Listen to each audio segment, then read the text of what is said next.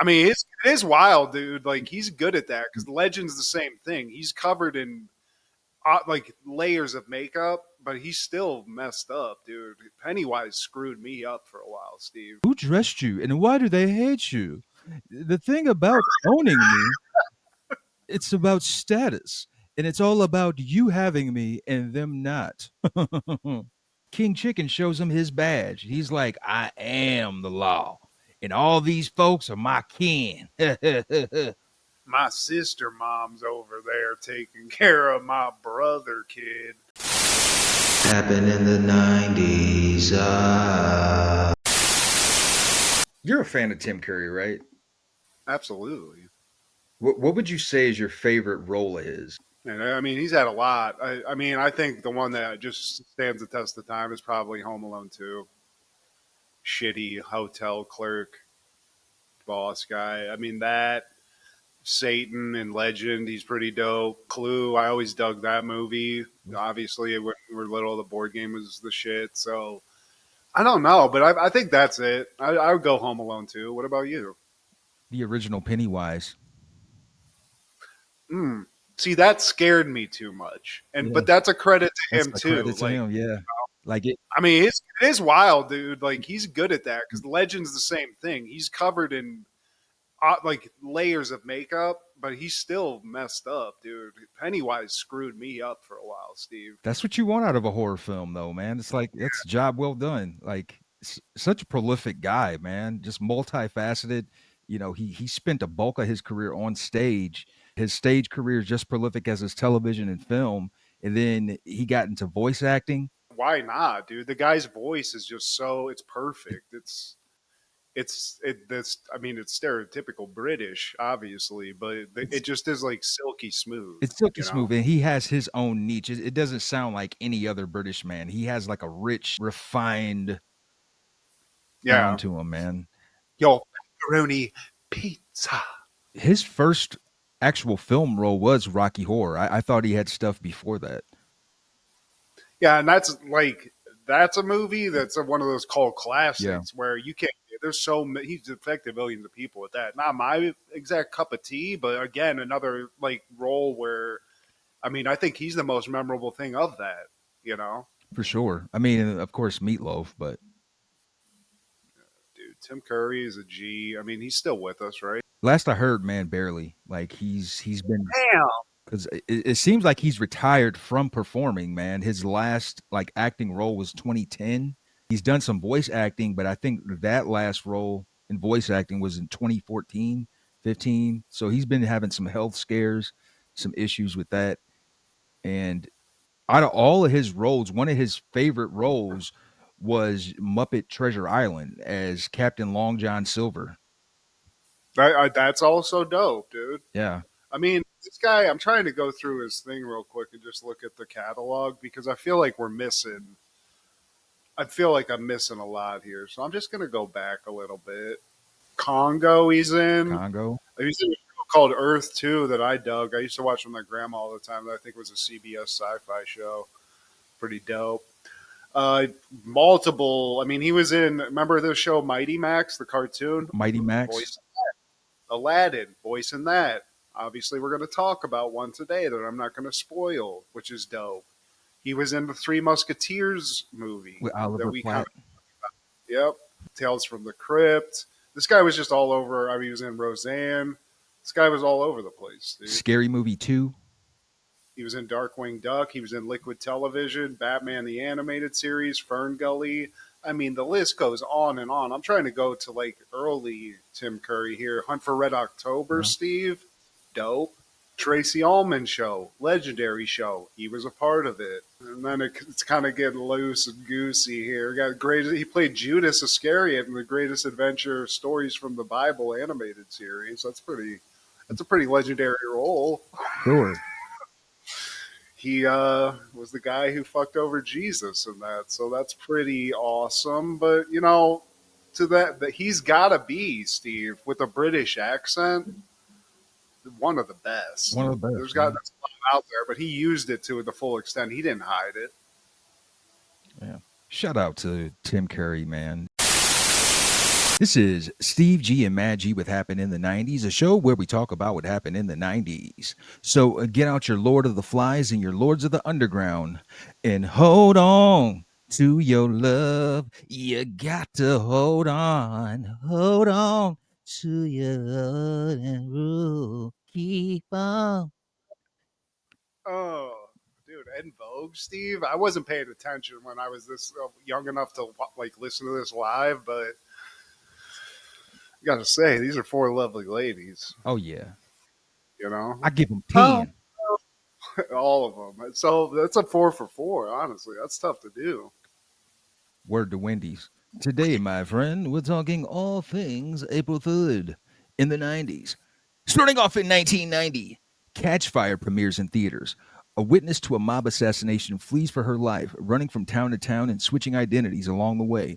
But she cannot seem to elude Milo, the chief hitman sent after her. Directed by Dennis Hopper, starring Dennis Hopper, Jodie Foster, Dean Stockwell, Vincent Price, John Turturro, Fred Ward, and Joe Pesci as uncredited. Good Lord. Yeah. Didn't watch it, Steve, and I'm really regretting that.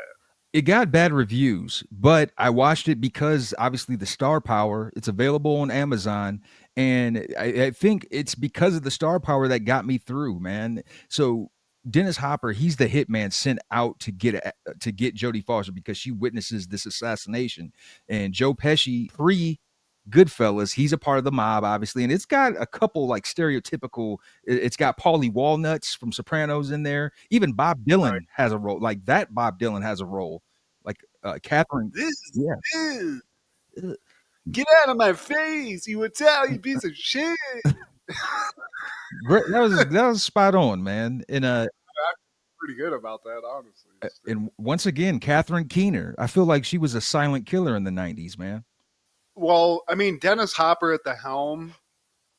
I like that because he was good at directing. He was like one of those actors that started doing that. I think he was one of like the first ones that I remember hearing about, like from those days. But yeah, I feel like that's why you see so many stars in it. People respect that guy. It's cool. Is he good in it? Like as far as like being the assassin, that sounds kind of cool, honestly. The story is a bit far fetched. What's it called when you kidnap somebody and they end up falling? Stockholm syndrome. Somewhere along the lines, like he kidnaps Jodie Foster, and now that he's got her captive, he's like, it's been 15 years since I've done it. Can you remind me what it's like? And like Jodie, yeah, Oh, it's really weird. So Dennis Hopper's being Dennis Hopper. He's doing his thing. That's always good to see. You got a little yeah. bit of Pesci, and Pesci he wanted to be uncredited in this movie.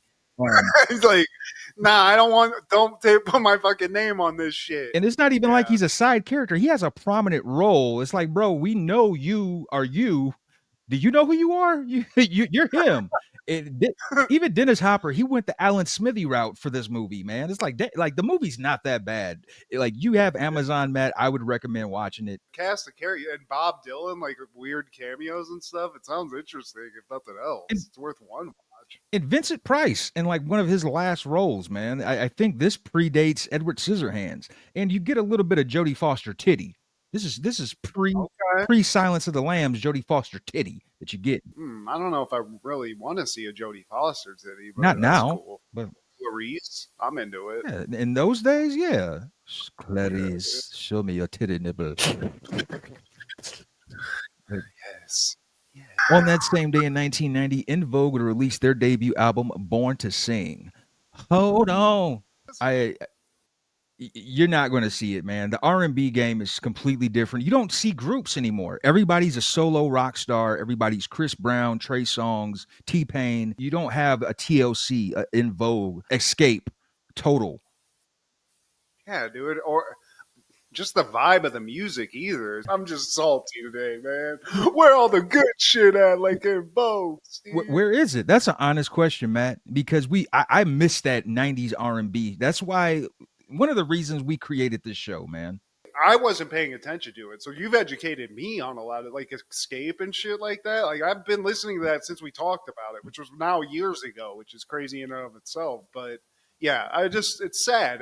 And Vogue, I was listening to this album. This doesn't have the hit that I remember. That's This the one, yeah. one that everybody remembers, but Yeah, dude. There's some bangers on this. There's one other one I was listening to. I'm trying to see what it Uh, was. It's you don't not have to full on. worry. That's Yeah. it. There you go. And Love Lines also 11, number 11 on there. It was pretty You tight. don't have So, to worry anything. Yeah, man. but I don't know the names of these ladies. But yeah, dude. And Vogue. If Matt was crushing on black chicks back in the day, like he was for the rest of his life, I would have totally been into En Vogue, Steve. Shout out to those sisters, man. You know what I regret, Steve? That we weren't aware. I wasn't aware of this as much when we were going to college, and like I wasn't this person that I am now. That we could have just been going to like some like weird like R&B show like in Toledo and just macking on some 40-year-old like hotties. You know what I'm saying? We missed out on that, and I'm sorry. My confidence just was not there. As well as not now. It's Yeah, I mean, mine's not there either. But in like the best situation possible, just would have been nice. You know, it would have been fun. It would have been a good time. But in Vogue, yeah. if we ever meet in Vogue just out on the street, Steve, like let's not hesitate to tell those lovely ladies It's just how much we appreciate them. man, You know? that was unintentionally funny because Dawn Robinson, she just went viral a couple weeks ago for living in her car. So yeah. No,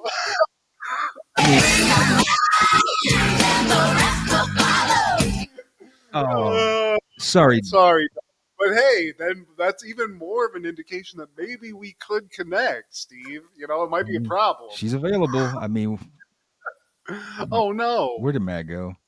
But, Oh. Hold on. There we go. I don't know but what just. I think Don Robinson's got control of my cameras, Steve. She knew. it's her assistant. But in 1992, Dinosaurs is airing season 2, episode 22, Slave to Fashion.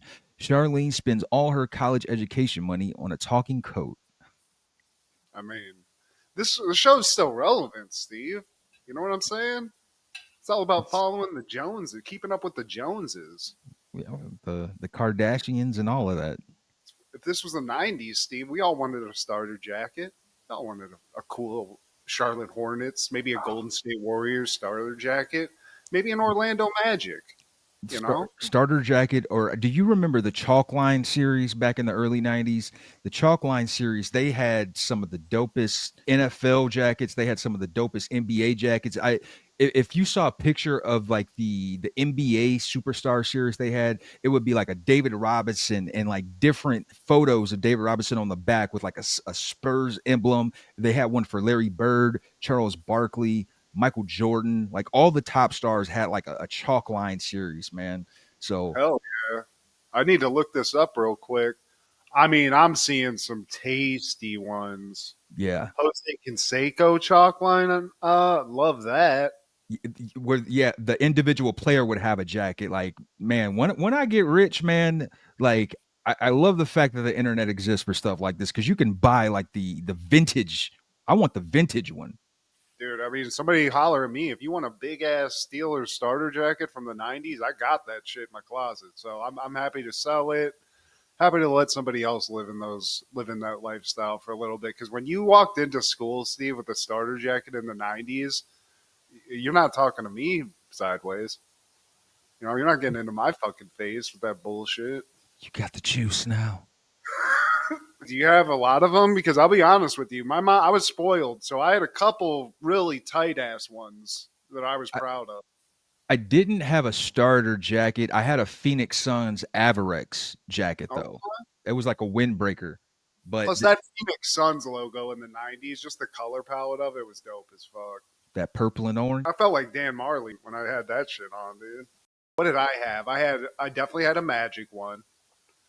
Magic one for sure, for sure. I oddly enough, Steve, had a Golden State Warriors one because I was huge into Tim Hardaway, Chris Mullins, and for a time, Chris Webber. C Web. C Web on that team. I was into it. Just love the logo too. And then obviously the Steelers. I had a Penn State. I remember the Penn State. Penn State was dope. You know, for a while when Joe Pa was Joe Pa and there was no unnecessary shenanigans out there. Starter jackets, that's basically the vibe of this. You know, this is the '90s in dinosaur terms. And, you know, Charlene's caught up in that and being a fucking cool kid. A Just like socialite. she should go to Perrysburg, Steve. I She would was have just fit thinking right. that. Baby, we start this off. It's basically the celebrity of the show, but the baby, The not the mom. breakout. You know, he's playing with some yarn, and Francine has to use it. She's like, I actually need that. So, they have a little funny back and forth with the baby, but the baby's like, I want it. So she gives it to him, but she's like, you see, I told you didn't want it. He just tosses it because he's a little brat, just like Matt. This is little me, Steve. My ball.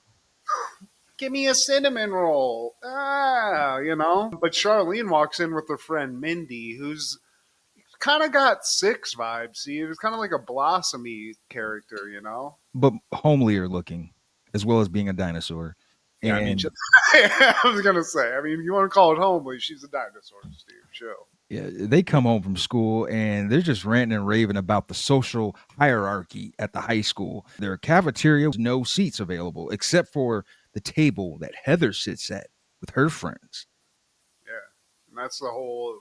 They basically got into a whole like Forrest Gump seat take and sit because those are the cool kids. You can't approach.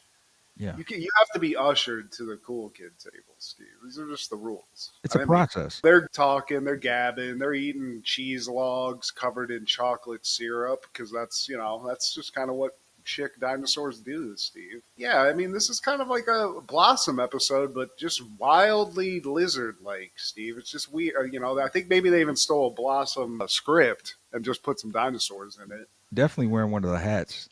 Yeah, so they stop eating long enough to turn on the TV, and they see this commercial it speaks to them.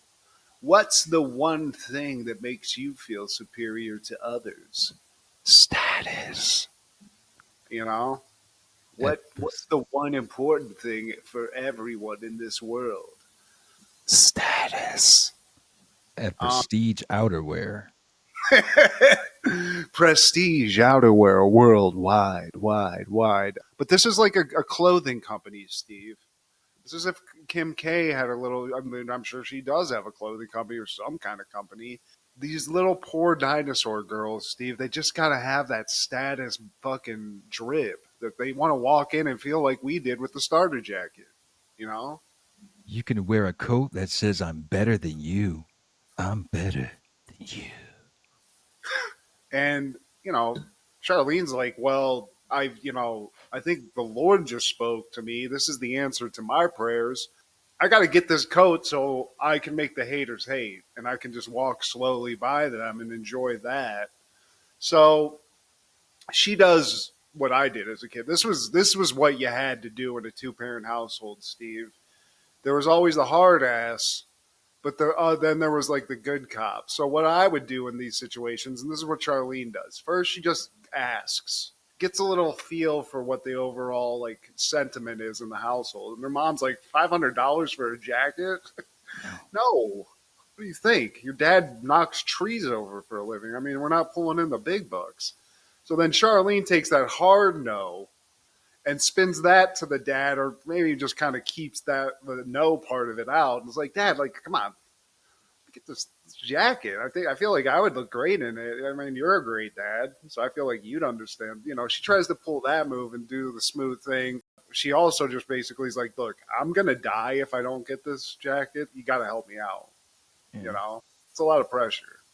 And they're about to eat, but Charlene's not hungry at all. Like she's thinking about that coat, and Grandma comes out, and I love the Grandma. She's probably my second favorite character on the show because she runs into Earl and she's like, "Get out the way, you fat sack of fat."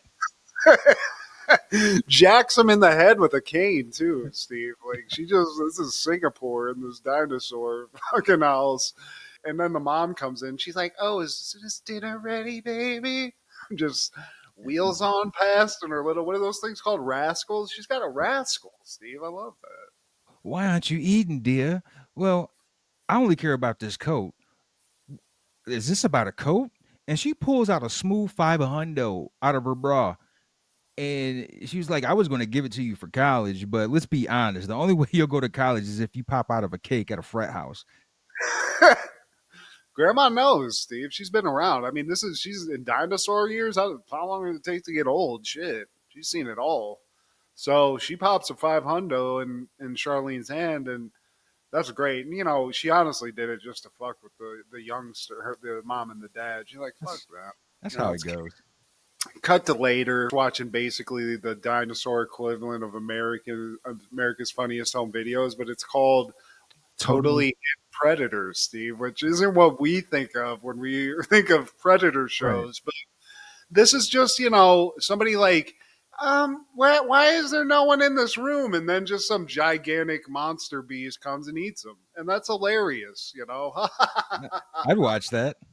I would too. I mean, I watch Faces of Death, Steve, so I'm down as fuck. But it is funny. There's no wacky noises, though, I don't think. I didn't catch that. Maybe there was. Like, Yeah, the slapstick sells itself, man. But Charlene, she returns from the store apparently because she's got that new coat. yeah, the shit. I mean, I got to be honest with you, Steve. 500 for something that looks like a cow skin. I mean, that's a ripoff where I'm from. Is it supposed to be a mink coat? It's a fur of some kind. You see the kind of drip on the front, but then it comes behind him, and there's like a talking head of some goddamn beast, some marmot, maybe a ferret. It's a ferret coat, Steve. Voiced by the one and only Tim Curry. And the Hmm. mom, she asked, like, where did you get 500 to get that coat? I got it from grandma. That's supposed to be your college fund. The only thing I care about is looking great. And the coat's down with this because the coat's kind of got like a hoity-toity, snobby attitude about everything. So he's like, maybe tell this trash over here that this coat is the best thing that ever happened to this house. Stuff like that. Francine's pissed, but honestly, like, it's not my fault. Grandma gave me 500, gave me 500. Like, what am I supposed to do? I'm a kid. So I get it from that perspective. But this coat, I don't know. It's literally speaking in Charlene's ear, and it's not the voice you want her to be hearing. It's the devil on her shoulders. It pretty much is because the coat just takes over from there and says she's not ready for college until she gets that whole self esteem thing in check. Yo, Maybe a little bit of a diet or two, you know what I'm saying? Something to zhuzh it up. Charlene's friend Mindy shows up. And while, I don't think we kind of discussed this, but, they kind of had this agreement that if they get a coat, no matter what, they're going to split the coat. yeah. So Mindy comes in, is like, "Oh, you got it," and is like, "Can I try it on?" And the code is like, "I don't know if somebody as fat as that can fit." Like, it's Yeah. something shitty. It becomes a row session, and I think it's a Fox jacket. That's what Oh, IMDb says. The motherfucker says, "Who dressed you, and why do they hate you?"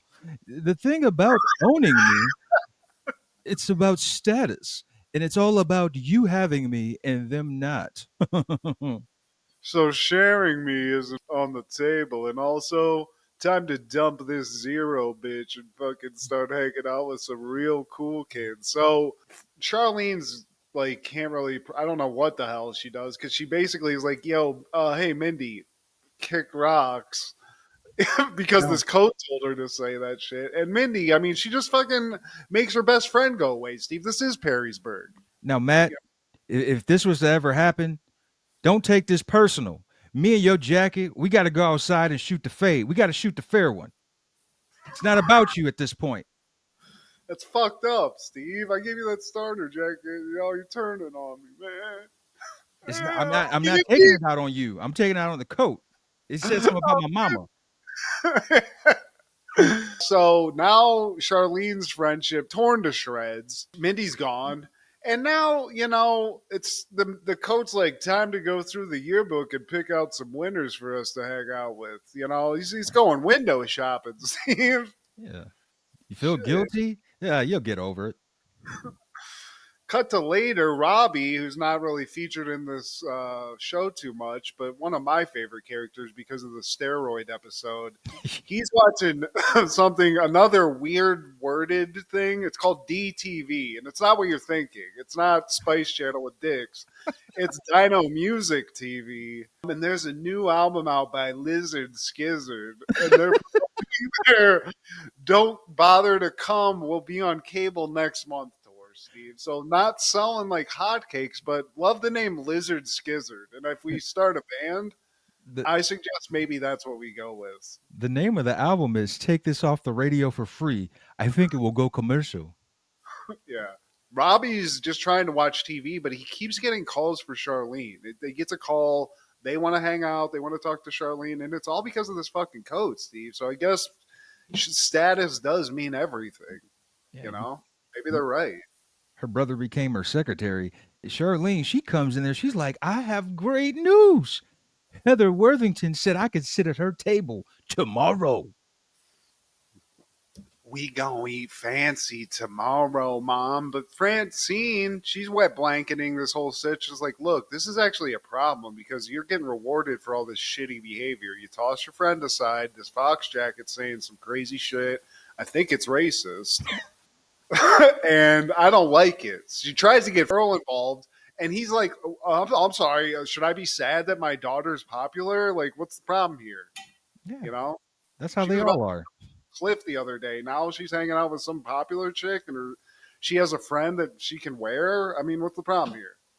It, Hands off, you know. cut to Charlene's room, and this is the beginning of her rude awakening because the coat tells her, "You're unprepared. Everyone knows that you're cool now because of me, and I'm starting to become a novelty. The novelty of me is getting old. So you need to accessorize me. You need to match something with me." Yeah, you need more nice shit to match with this nice shit. So this was just the bottom of the barrel. People are gonna start getting sick of this. You know, it's like the Baconator. You can't keep that thing around all the time, or people are gonna stop ordering it. In this case, you're gonna lose your popularity. They're gonna see you're fat. They're gonna see you're a weirdo, and that this whole thing is just a scam that you spent $500 on. It's all money. That's not cool, you know. What you need to do is go back and shop. How about where does that Heather girl? Where does she shop? Some fancy place in the mall. He's like, perfect, perfect. She's like, well, I don't have any money. I can't afford that. He's like, look, yeah, you don't, but why not just get your dad's? Doesn't your dad have a credit card? She's like, what are you talking about? I can't do that. And he's like, look, your dad, this guy's he works all the time. He's working hard. He's sleeping. He's got to earn having a good daughter. And how does he earn that? By you spending money on his credit card without telling him. Does this make sense? He'll pick up a second job if he has to. Yeah, fuck him. He's old. You need to capitalize while you could still use fucking squeeze this lemon out, you know, before he dries up. So she's like, I still don't feel great about it, but I mean, this is a hell of a fox, dude. It's Tim Curry, Steve. I'll talk a fucking woman in white gloves into buying to catch a popsicle. You know what I'm saying? I was trying to catch all of that. Well, rewind it and try to figure it out afterwards. But basically, now Charlene's a criminal, Steve. She's got a criminal mind. She needs to go to the dangerous mind school here soon. She's going to be in jail because she goes down. Earl's sleeping on the big pile of rocks or whatever. He's watching some more. What's the show? Predator. Totally hidden predator. Watching that. I think some office guy gets eaten, which is hilarious. But he's asleep, Steve.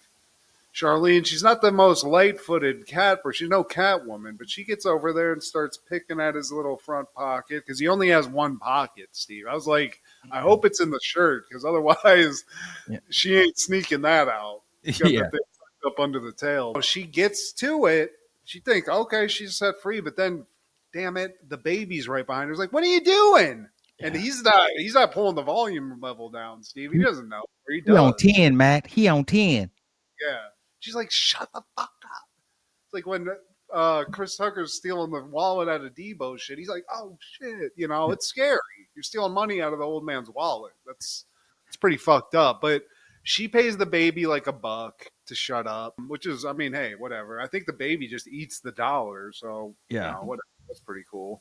But she's got a credit card, Steve. Shame on you, Charlene. Shame on you. It's that convincing fox. It is. So now we go to the mall, Steve, and she's at, I don't know, Dillard's. I don't know. Whatever the Dino equivalent of Macy's is. Dino Macy's. She's looking at everything and every price tag. This is what happens when I shop anywhere that's not like Ross, where I'm like, fucking $30 for this shit. $40. Jesus. It's like crazy expensive, you know? every price they see. And Charlene's like, you know what? Never mind. Forget about it. And this is when the fox is like, your dad could just pick up a second job. It's fine, dude. People don't need sleep. It's cool. It's you need this. You need at least a sweater to go with the knee because all this other shit. Shopping at Ross. You are shopping at Ross. I mean, she's basically me, Steve. Yeah, the bargain buckets, and they run into Heather, and Heather's pretty fly for dinosaur standards. She's got the name brand hat with the match with the name brand blouse. Got that long neck, Steve. You know. Yeah. and, she starts talking to Charlene, and Charlene's like, "Oh, hey," and she's like, "Oh, I didn't know you shopped here." Very snobbish, Steve. She fits right in with the fox because she's like, "Oh yeah," and she starts saying a lot of snide shit. You know, I think she says something about the weight. She makes a fat joke, or the fox does. And now the fox and Heather are just having like sort of a love affair. Fuck Charlene at this point. The fox is like, "Oh, I belong on that." Turned on her, because while they're having a powwow, Charlene, she gives in. She's like, you know what, I'm gonna at least try some stuff on. She comes back from the dressing room, and Heather's wearing the coat. Yeah, and now he's like, "I'm not going back to your trash body." So she's lost the coat, Steve. She lost a. I mean, honestly, you got to start throwing hands, Charlene, because that's $500. Like you can't let that go. You got to You throw know, hands at least, man. grandma is gonna be dead soon. You can't get that money back. You know, you gotta at least do something. But this fox coat, it's. I mean, it's smart like a fox, Steve. I mean, It's, Jesus. it's sly, You know? and Oh my. Charlene, she tries to take it off Heather, and the fox like bites at her. Get off me, trash woman. I've found a better home. So she's out of coat. She feels like garbage now, Steve. Cut to home, and Earl's trying to find some answers. He's trying to go Sipowicz just on the baby. Like, who did this? Where were you? Who do you work for? At first, the baby's no snitch. It's like, I ain't telling. I ain't a rat. And then Earl bribes the baby. He's like, oh, Charlene did it. I saw her, and Charlene did it. She did it when I saw her do it. Charlene. Charlene. Just a minute. Let me write it on a page for you, just in case there's any confusion. So Francine's like, look, I told you, like this is what happens when she wants to be all hanging out with the rich people. You know what I'm saying? Like this is what's gonna happen. She's acting like shit. She's never stolen before, I think, but we got to do something about this, Earl. Earl's like, look, I'm gonna let you do the parenting because I got a little more hidden predators to watch. It's about to pop on. There's another episode coming on soon, but Steve, Charlene walks in, and most of the parenting's been done because Charlene feels like shit. She's admitting to everything, if I'm not mistaken, Yeah. and she's like, I'm an idiot. Like you guys were right. That Fox thing called me fat and called me a slur. I think from like 300 years ago. That I don't even know what the fuck it means, but Yeah. I'm pretty sure it was negative. It's So like a throwback N word. yeah, Gives the card back, and Earl tells her, let this be a lesson that status is not the key to life. and wise words for a guy who just knocks trees down, Steve. Don't judge a book by his cover. I do like Charlene's move of being like trying to get ahead of it a little bit because this is also what I did as a little sneaky kid. Was like, I feel terrible about this, and there's really no, like I feel like the level of bad that I feel about all this and like how bad what I've done is like there's really no need to even punish me. It's like I've already been punished if you think about it, what I'm going through, and that doesn't work. She's like, Francine's like, you're grounded. Okay? You're grounded. And not only that, Charlene, you know what you have to do now. And so the episode ends with her giving that phone call to her old pal, Mindy. Boop, boop, boop, boop. Hey, ah, look, I don't have the jacket anymore, and I'm sorry. Still besties? Yeah, can we hang out? Sorry. But yeah, shame on you, Charlene. This is more of a Laura Winslow move, I feel Very. like. Charlene? I thought you were better than that. Expected more out of you. On that same day in 1992, Beethoven premieres. A slobbering St. Bernard becomes the center of attention for George and Alice Newton's loving family, who must contend with dog-napping local veterinarian Dr. Herman Varnick and his henchmen Harvey and Vernon. Directed by Brian Levant, starring Charles Grodin, Bonnie Hunt, Dean Jones, Oliver Platt, and Stanley Tooch to the Mooch. David Duchovne's in this too, Steve. David Duchovny and Patricia Heaton. Yeah. Ma. Ma! Beethoven! Charles Grodin, though. Let's talk about a legend, Steve. A guy who I always loved seeing in movies. He was always like a funny, like mad dude. Yeah. But I feel like he's one of those old school movie stars that if you cross this guy, he's gonna give you a nice rap on the Jack Johnson. You know, Yeah, Burt Reynolds, like that. exactly. One of He's those gonna people. knock you the fuck out, to be polite about it. But love me some Charles Grodin, Steve, and he plays the part you would think. A guy who adopts this dog. He's got a hot wife, Bonnie Hunt. Always thought she was kind of hot. She was kind of like the hot chick. What's the chick from Mad About You? I'm spacing. Helen Hunt Ellen Hunt. They kind of live might in be that same. related. They might be, but I love this movie. I love the Beethoven series as a kid. I loved dog movies as a kid, and this is one of the good ones. And it's not Cujo. It's a fun dog movie. You know, it's not one that's gonna fuck your head up. And can't forget Christopher Castile, who plays Mark Mark from Step by Step, and the little cute girl from Kindergarten Cop. Oh yeah, that is hell yeah, that is her. Yeah. It's a Hell fun yeah. movie, man. You know, and it's early 90s. Kids movies, you know, this was just a fun little like this was a library rental, Steve. Yeah. This is when you go, you're 10 years old and watch a little Beethoven. You know, watch this thing tear up a house. This movie was so successful, they've made Beethoven second, third. I don't know. He's got a whole litter at this point.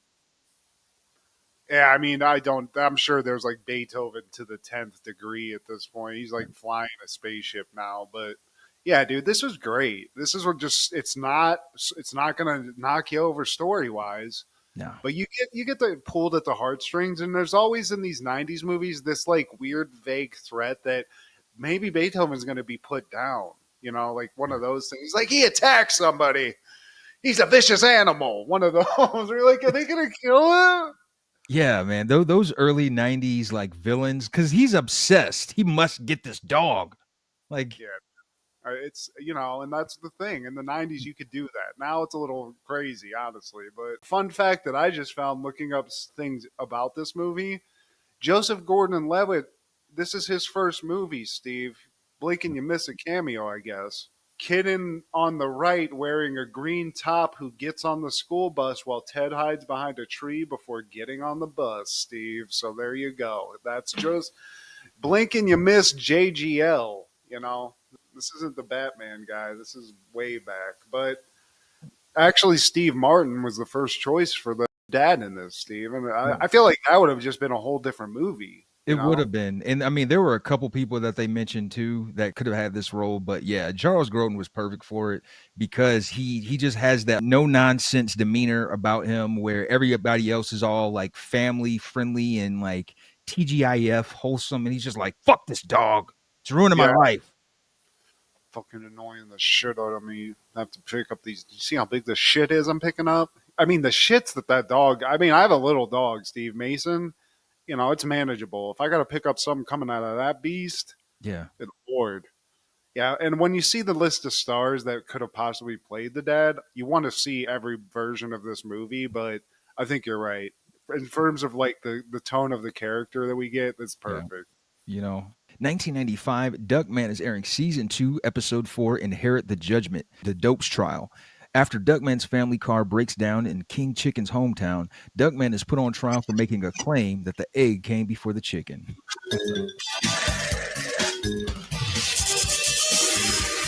Yeah. I mean, Duckman, this is a hidden gem. This is like on the level, and I think maybe I even watched them like parallel in some way, but it's like the critic to me. It's like one of those that it should have more claim to it, but it is great. This is a hilarious one.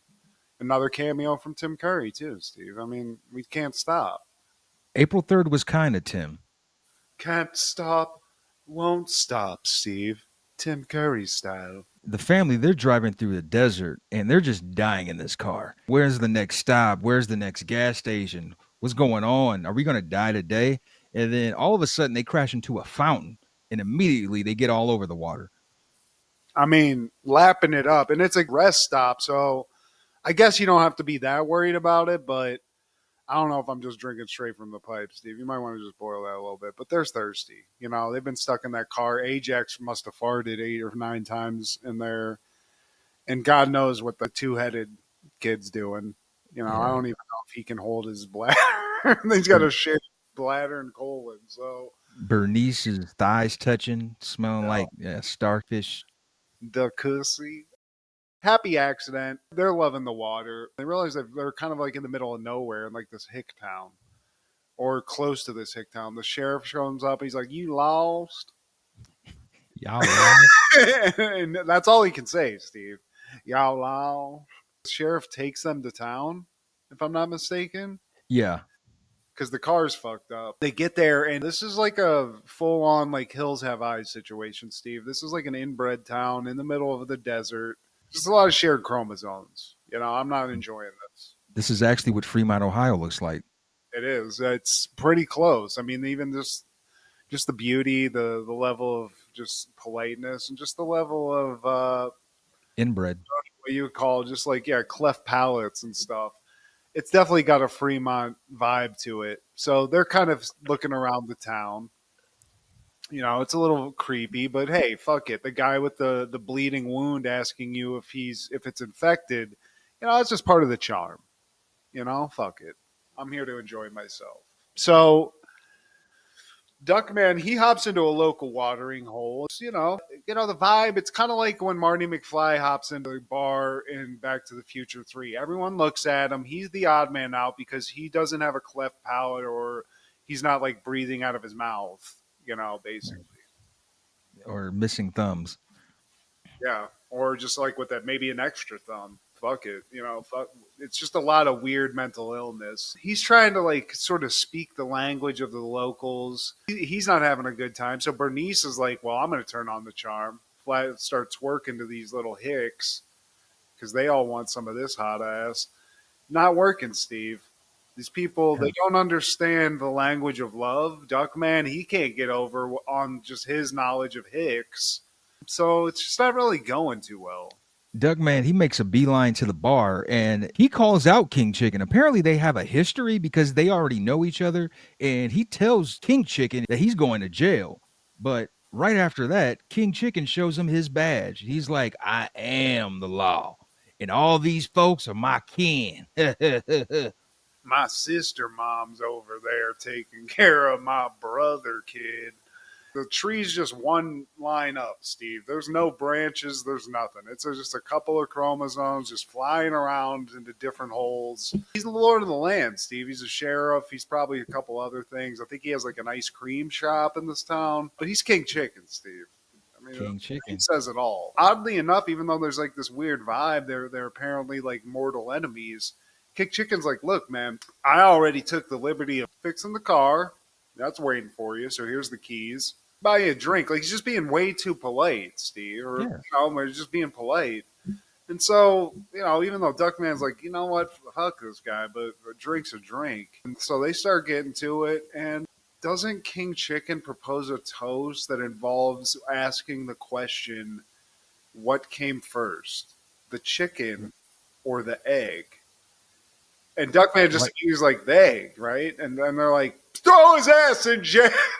Immediately, like the very next clip, he's in jail. While Duckman's in jail, King Chicken, he's talking to the people of Coopville. And he's like, are we just going to allow him to come in here and disrespect us like that? No. So, you know what we must do? We must be an angry, unruly mob. Yeah, dude. Let's get this dude. I mean, it's a full on like Frankenstein thing, Steve. They're getting torches ready. This guy's a heretic. You can't question this. This is like you can't do this, Steve. This is some Bible Belt shit. You know what I'm saying? So they're all fucking pissed off. Bernice is just trying because apparently Bernice and King Chicken also got a little pass, and she's trying to be sexy for the guy too. She's trying to fit in with him. But also, while this is all happening, we do see Cornfed sneaking around. Cornfed's his little buddy. It's his ace, He's always on it. second in Just command, and he's got a bad vibe. He's sniffing it out. He's looking for truffles. Duckman, while he's in jail, he's talking to, I guess, the correction officer, and he's like, my sister made this tin cup. Now it's all banged up. Now don't go hurting the big house, because my brother, he made that bench, and Duckman's just like, dude, I don't care. Okay, I won't hurt the big house. God, okay. I don't care if your mother is currently about to come over here and fuck you. I don't get this. It's not my kind of Yeah. porno. Okay? But luckily for Duckman, Cornfed shows up, Steve. He's got a visitor, right? Time for a visit. So Cornfed shows up and basically he's like, look, dude, you're fucked, this, that. He tells him what's going on. And Duckman's like, well, I mean, great, but I don't got a lawyer. Like, where are we going to get a lawyer from? And Cornfed's like, I'm a lawyer. Like, he pulls like a Superman and spins himself into a lawyer outfit. I'll get you off. I mean, I'll see that you're not guilty. Yeah, and Duckman's like, yes, please to both. They've got to figure out some way to get him out of this. But cut to the carnival, Steve, because now this town of inbred hicks, they've got a lynching or a possible lynching to celebrate, I guess. So there's like a whole carnival. They're selling little Duckman hanging stuffed animals, which the production, they got to write out. So salute to that. Yeah, the rollout is quick. I mean, the whole carnival is themed around a Duckman hanging. They even have these dolls you can buy. They have T-shirts. Even the son, Ajax, he's giving a monologue of his life story, and it's creeping the people out. They're running out of the tent. Yeah, it's too artistic. Their feeble inbred brains can't even understand an intellect like Ajax's, which is sad. Because he's borderline there too, Steve. He's right on the spectrum of where they're at, but he's blowing their minds. Bernice, she's fully just trying to get down with King Chicken. She's like, remember that time getting it on in the car? It's disgusting. But Bernice, she's got thick thighs, Steve. She's got that thick duck ass, and she's trying to get back with her old flame, King Chicken. You know what I'm saying? She want that whole thing back. While Cornfred is talking to Duckman, the angry mob just busts into the jail. They've waited long enough. We also get introduced to King Chicken's pappy, Judge Kennesaw Mountain Chicken. He's the judge around these parts. I do declare, Steve, he's got a little bit of that southern accent. He's his pappy and his brother and his uncle. But just to be clear, so that there's no bias, he's not from Coopville. He's from Pixley. This is the town right behind Coopville. See, there's Pixley, Coopville, Pixley. There's a line right behind him. He's like, you can see the line right there. Damn dotted line right there. I'll be goddamn. We're going to give him a fair trial, and then we're going to string him up and shake him until he's dead. Yeah, and it's also like, I don't know if this guy's going to be impartial because he shows up to town in I sentenced Duckman to death, and all I got was this lousy T-shirt. Sure. Duckman's probably going to get hung. Not looking great for Cornfed, but dude, Cornfed's he's the Johnny Cochran of whatever this is, Steve. This motherfucker's got aces and aces up his sleeve. People are asking for his autograph. He's like Michael Jackson in '84, man. And even Cornfed asked for an autograph. He's like, oh, no, he was writing it out to my friend who just also happens to be named Cornfed. I do declare you need an autograph from myself. This is trial time, Steve. They just get right to it. And King Chicken's like, look, let's just go away with this whole jury selection process and just go with the people who are so dumb that they didn't know they were sitting in the jury box, which includes like a lady watching a TV, a guy who I think was like picking his ass. So the jury, I don't know if it's of the peers or not, but they got a jury. And before Cornfed opens up, he's like, hey, can I ask you, Judge, if Chicken King can get off your lap? And so he gets off the judge's lap. The judge is just like, yeah, we heard you now. Shut up. You're not guilty, whatever. God damn it. I guess we're going to have to go through with this shit. And so they start going through on this trial, Steve, and it's just not going well. I think we all saw this coming, but I mean, it's all stacking up against Duckman. The evidence or lack thereof or whatever you want to call it just feels like maybe he's going to be found guilty, and I don't like that, The Chicken King, he goes time to kill with it. He goes straight Matthew McConaughey. Think of a child picking a daisy on a Sunday afternoon. And then Duckman comes around the corner, crashing into her in a large truck, and he backs up and runs over her again and again. That's your child. That's the child. It's a mob of people that want to kill him anyway, so I don't think we're getting a not guilty, but right at the last second, Steve, Duckman's son with two heads, I forget the names, but he's got some evidence. He's got some information that needs to be heard in order for this case to have some justice. And basically, what it is that it's just Duckman was not aware of this law. So if you're not aware of it, you can't be convicted of it, basically. And it's not murder, it's just saying something. So, okay. And the judge, for God's sake, thank God, he's like, well, you know what? Son of a bitch. Guess you're right. I guess you win. But Duckman's like, not so fast. Right before he's about to say not guilty, Duckman's like, hey, I got something to say here. So, no, let's wait on that not guilty verdict. And he goes into this whole thing about TVs. This guy over here is picking his ass. This guy over here's got M&Ms in his mouth. Did you And watch he Simon Rex? I mean, it doesn't make any sense. because he calls King Chicken to the stand and he asks, like, so, like, in order to get me to say egg, did you use ventriloquism? Well, is it true that you're really Japanese? I didn't know you were Japanese. He just loses it. He drives the dude crazy with stupidity, basically. You know? But It's my right as an American to talk, talk, talk, talk, talk, talk. And it just drives Chicken King crazy. and then he snaps, Steve, and he admits there was actually a scheme here. He's come up, this was a whole like Hannibal Lecter situation. He came up with the free thing that Duckman was driving across the country to get. I think it was like a clock. A clock radio. That's why they were driving in the first place. He came up with the whole situation for him to crash here into this town called Coopville or whatever it's called. And so he had like this dastardly plan, and he outlines it all. And now he's got to go to jail, Steve. I mean, Duckman might be, he's like Columbo. You know, he's like, well, one last thing. You know, and then he just goes on for 5 minutes about God knows what. I don't know if King Chicken's going to jail, but Duckman's not. He's not going to be hung, Steve. So that's a win. Yeah, it's kind of messed up. As King Chicken is leaving, Bernice gives him a kiss. Like, she is really smitten over King Chicken. Just remember all those nights by the pitch and putt. Duckman knew he'd win because he has a higher power on his side. So now who you're thinking, he has an even higher power than that. And then they cut to the Paramount logo.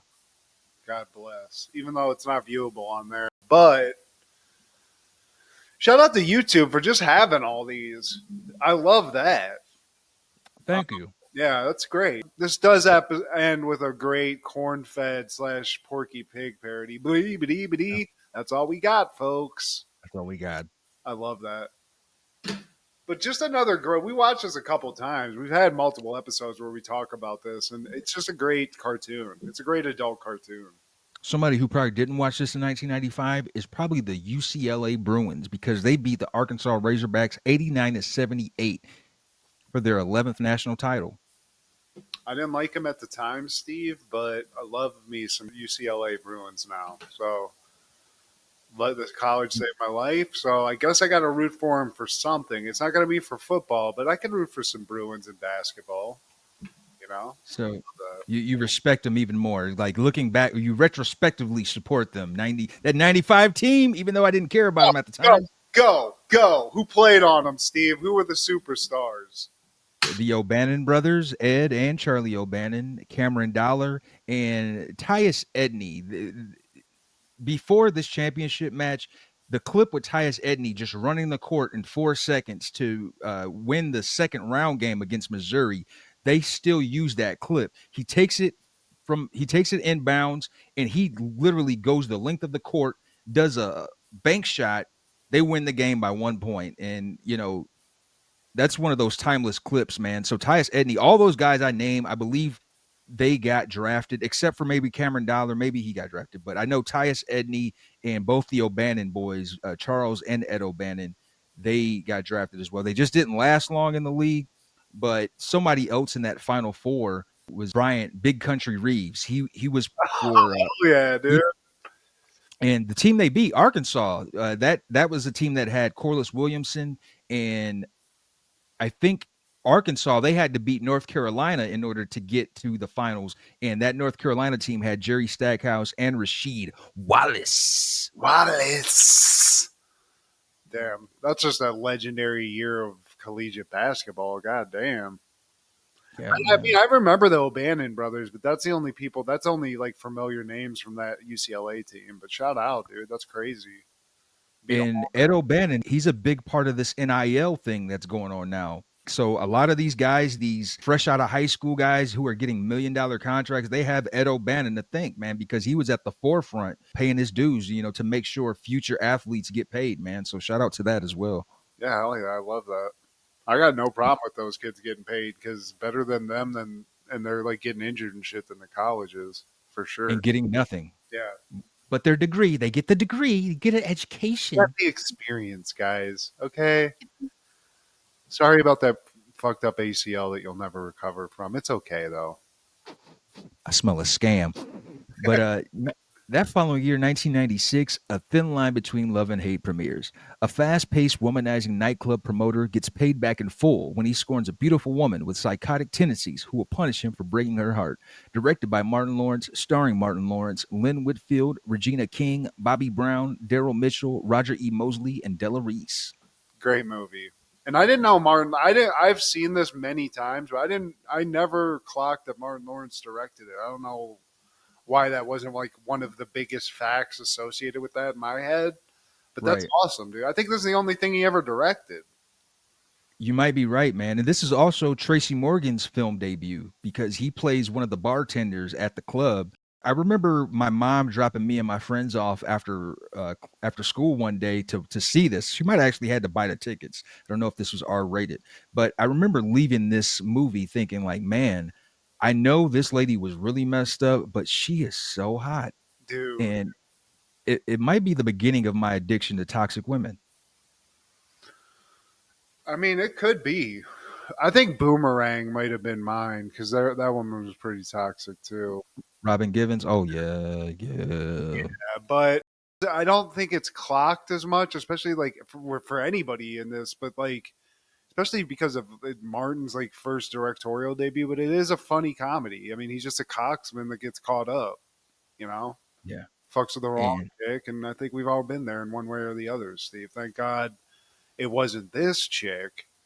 But I'm with you. I mean, dude, toxic women, they might not be great for your life, but they're great for a lot of other stuff. You know? especially if she looks like Lynn Whitfield, because fuck Mara Kill. And this is also when Martin had his epic meltdown where he just ran out into the freeway and he's shouting black power and fight the power, all of this stuff. And in a couple of scenes, you'll notice that one of his eyes, he shot a vessel. I read this on IMDb. Despite me like watching this movie several times, I read this before watching it again, and I saw that as like, wow.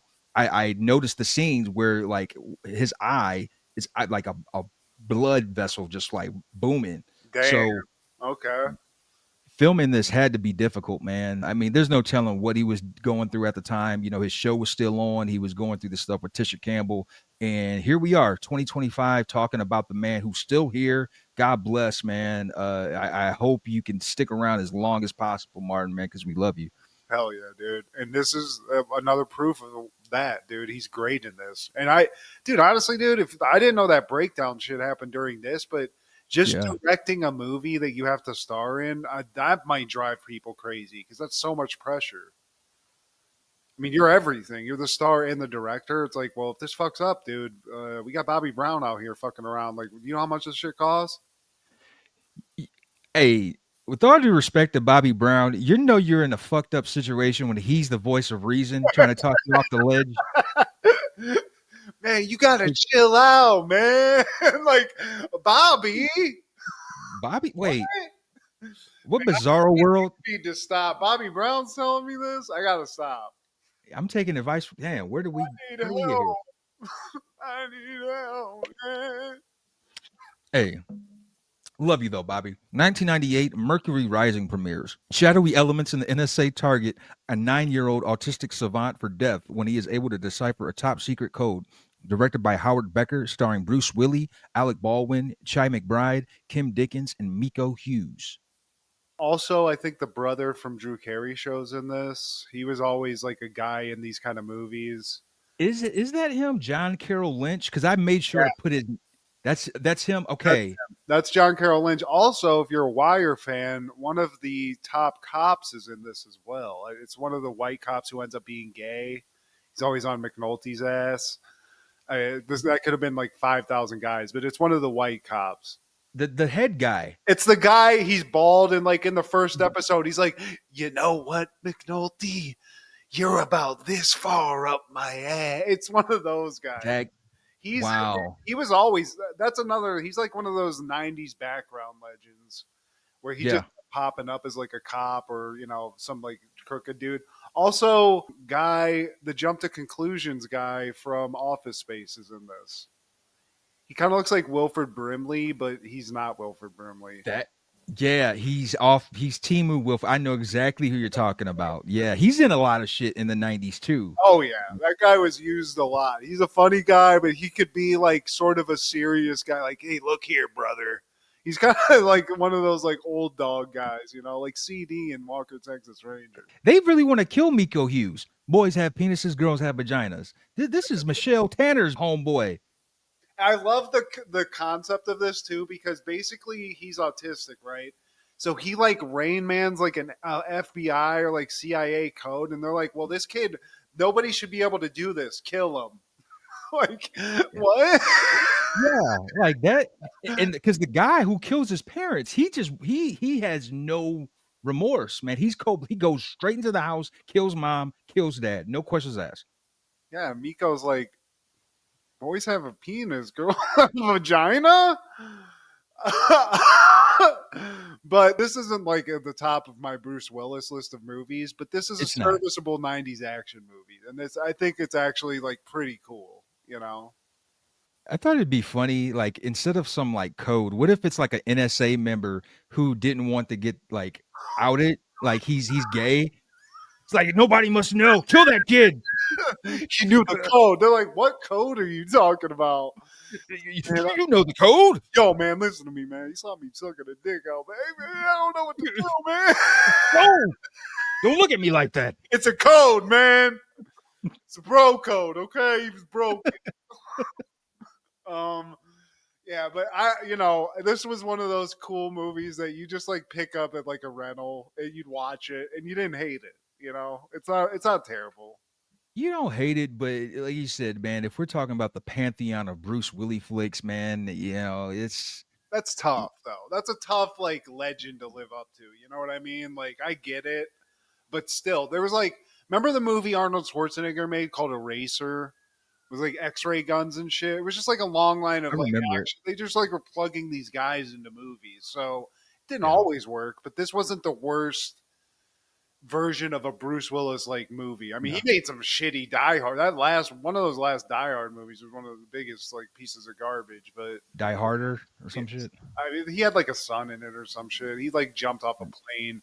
But yeah, dude, I love me some Bruce Willis, dude. Shout out to Bruce. He's struggling, but we also get Alec Baldwin. Get a sexy '90s Alec Baldwin, which we all love. Yeah.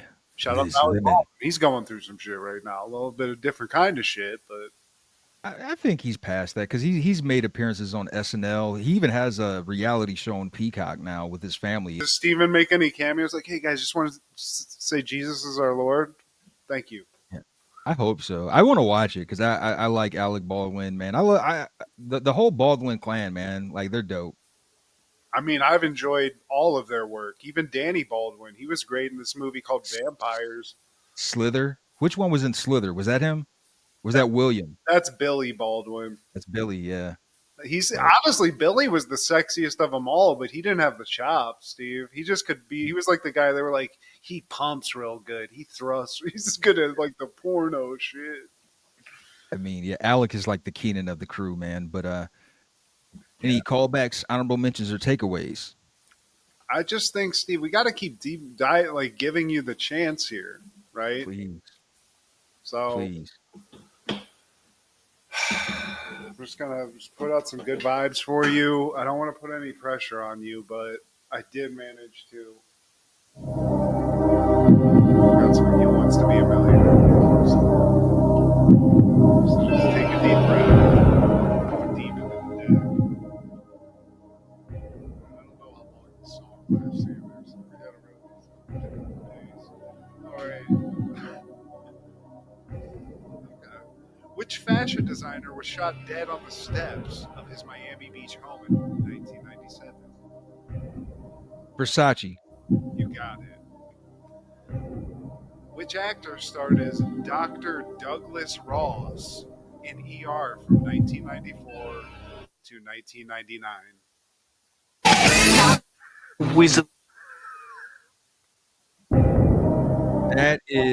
That's Clooney.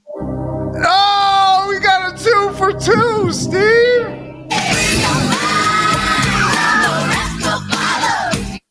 You did it, dude. All right. I was gonna go with the bald guy.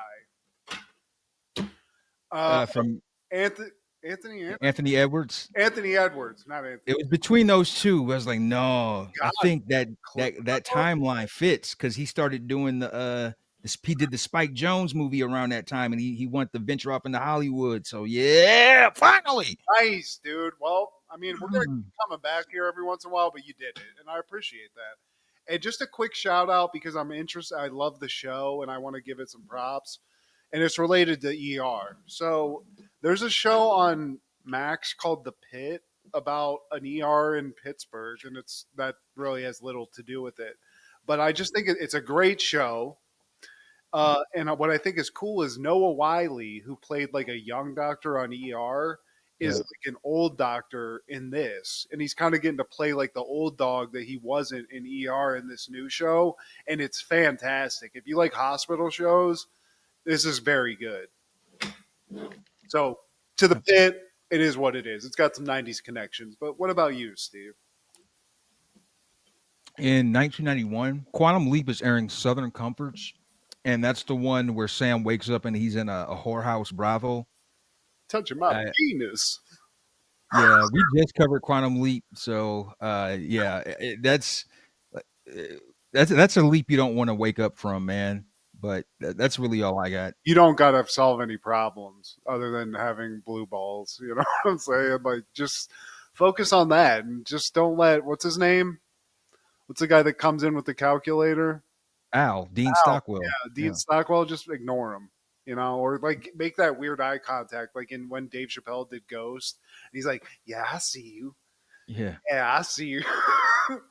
Fucking girl. Yeah, we missed out, Steve, because we were watching that other Quantum Leap episode, and I happened to just keeps playing. So when I saw that, I gave it a good 15 minutes, and I got to say, I think we missed a good opportunity, but I liked what we picked, so it's okay. Yeah. I mean, we did it for you, Tim Curry. Pepperoni pizza. Yeah, the stars align. But please like, share, subscribe, and comment. Please tell your sister, hold on to my balls. Check out Wrestling Ronzilla, our new friend on TikTok, as well as Crushgasm on Wednesdays, and our guy Clark the Shark on Podcastle. This is Steve G and Mad G with Happened in the 90s. Matt was the fat kid, Steve was the black kid. Life wasn't always great, but you know what was? The 90s. Happened in the 90s. Yeah! Your ass better